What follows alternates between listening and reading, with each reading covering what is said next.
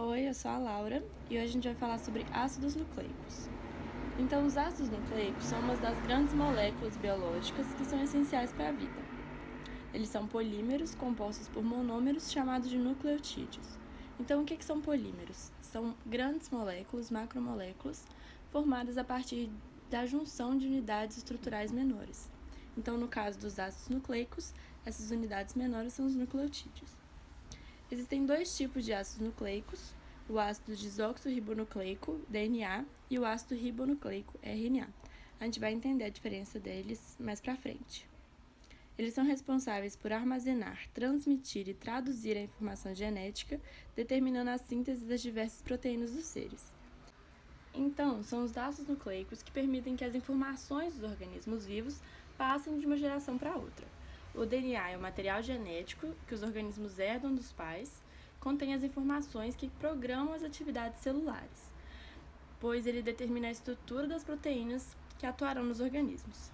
E é o RNA que controla a síntese de proteínas, mas a gente vai ver tudo isso mais detalhadamente mais para frente. E os ácidos nucleicos são encontrados no núcleo, no citoplasma, nas mitocôndrias e nos cloroplastos. Então agora a gente vai falar sobre os nucleotídeos, que são as menores unidades estruturais que compõem os ácidos nucleicos. Eles são compostos por três partes: a pentose, um grupo fosfato e a base nitrogenada. O fosfato é a única parte que não varia entre os nucleotídeos. Então a pentose mais a base nitrogenada podem ser chamados de nucleosídeo, que é a parte que pode variar entre os nucleotídeos. Então vamos começar falando sobre a pentose. Pentoses são carboidratos, cujas moléculas têm 5 carbonos. Então, os nucleotídeos podem ter dois tipos de pentose: a desoxirribose ou a ribose. A desoxirribose é encontrada no DNA e a ribose no RNA. E a diferença entre eles é a presença desse oxigênio no carbono 2. A desoxirribose tem um átomo de oxigênio a menos. E eu usei esse termo carbono 2 porque, como eu disse, a pentose é um carboidrato com 5 carbonos e a gente numera esses carbonos, começando por esse carbono do lado do O, que é o carbono 1, carbono 2, carbono 3, carbono 4 e carbono 5. Então, o carbono 5 se liga ao grupo fosfato e o carbono 1 à base nitrogenada. Isso vai ser importante mais tarde quando a gente estiver falando sobre a ligação entre os nucleotídeos. Vou falar sobre as bases nitrogenadas. Elas são divididas em dois grupos, as bases purinas e as bases pirimídicas. As purinas possuem 2 anéis, como está mostrando aqui nessa imagem, e as pirimídicas só um anel. Então, as purinas, adenina e guanina, e as pirimídicas, citosina, timina e uracila. A timina está de verde aqui porque ela só é presente no DNA e a uracila é exclusiva do RNA. Então, essa é a estrutura de um nucleotídeo. E eles vão se ligar formando os polinucleotídeos, que vai ser o DNA e o RNA.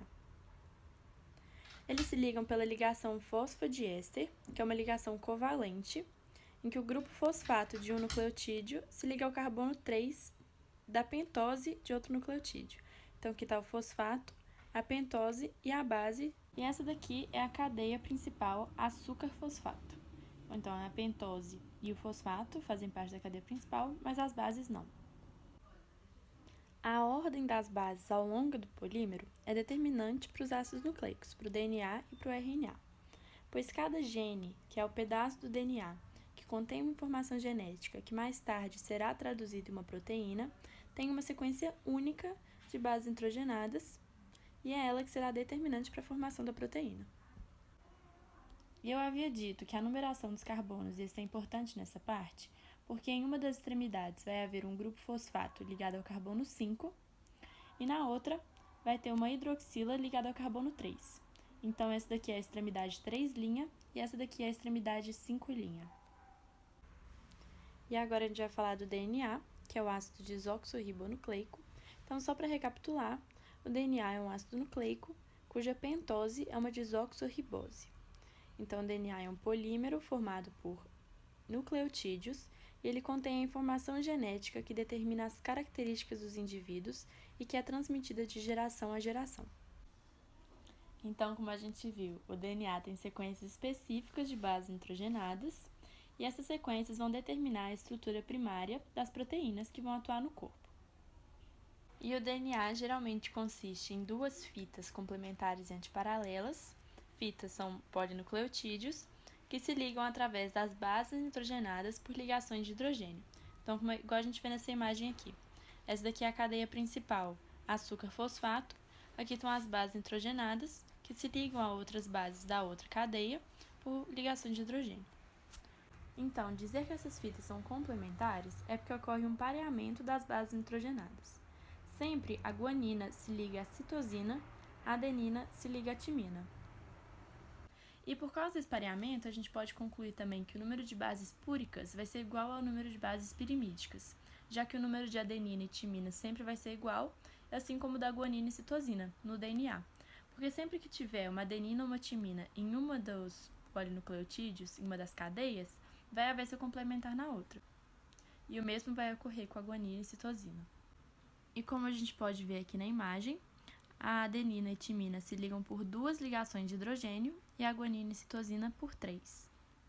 A gente fala que as fitas são antiparalelas porque elas correm em direções opostas. Como a gente pode ver aqui, essa extremidade 5' enquanto essa tem a extremidade 3' aqui, extremidade 3', extremidade 5'.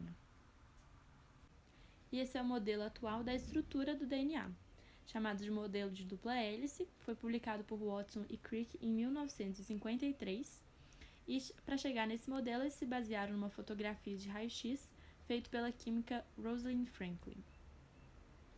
E aqui a gente pode ver as pontes de hidrogênio entre as bases, e a gente pode fazer uma analogia a uma escada helicoidal, em que os degraus seriam as bases e o corrimão seria a cadeia principal.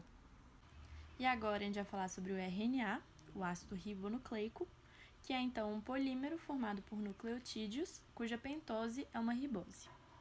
Então, normalmente, os RNAs são de cadeia simples, exceção são de alguns vírus, e eles são produzidos por transcrição. O que é transcrição? É a cópia da sequência de DNA para produzir um RNA.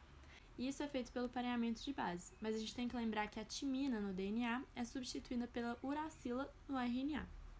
Então, são os RNAs que codificam a produção de proteínas e a forma do RNA varia de acordo com sua função. Então, a gente pode falar sobre 3 tipos de RNA. O RNA mensageiro, que é aquele responsável pela transmissão da mensagem genética para os ribossomos. Então, a sequência de bases nitrogenadas do RNA vai determinar a sequência de aminoácidos da proteína. O RNA ribossômico faz parte da constituição dos ribossomos, que são as organelas responsáveis por ligar os aminoácidos em proteínas. E nós temos também o RNA transportador, que ele é responsável por direcionar os aminoácidos que estão livres no citoplasma para os ribossomos, onde está ocorrendo a síntese de proteínas. E alguns RNAs ainda têm função catalítica, são chamados de ribozimas, ou seja, eles atuam como catalisador, como enzima, são responsáveis por acelerar a velocidade das reações que ocorrem nos organismos. E expressão gênica, o que é? É o processo de manifestação da informação genética de DNA à proteína, ou seja, as informações contidas nos genes são traduzidas em moléculas que atuarão nos seres. Então, como a gente já falou, os genes vão ter sequências específicas de bases nitrogenadas e essas bases irão codificar aminoácidos que irão formar as proteínas. E nesse esquema aqui a gente pode perceber que o DNA, ele mesmo serve de molde para sua replicação, ele é transcrito em RNA, então ele serve de molde para a formação do RNA, e ocorre então a tradução e o RNA é traduzido em proteína. O que está de azul é uma exceção, ocorre só com alguns vírus, então o mais importante é o que está de vermelho mesmo. E por último, uma tabela comparando DNA e RNA. Mas aqui nós só temos as informações mais comuns. Então, vamos lá. A pentose no DNA, desoxirribose no RNA, ribose. As bases nitrogenadas. Então, nós temos a diferença da timina e uracila. Timina é exclusiva do DNA, uracila é exclusiva do RNA. Função do DNA, armazenar e transmitir a informação genética. Função do RNA, síntese de proteínas. Mas aqui também nós temos exceções. Em alguns vírus, o RNA assume essa função do DNA, e também nós deixamos de fora aqui as ribosimas, né? E estrutura do DNA, 2 cadeias helicoidais, nós também temos exceções aqui. Nas bactérias, por exemplo, é uma fita simples e circular. e no RNA, fita simples linear. Então é isso sobre ácidos nucleicos e até a próxima!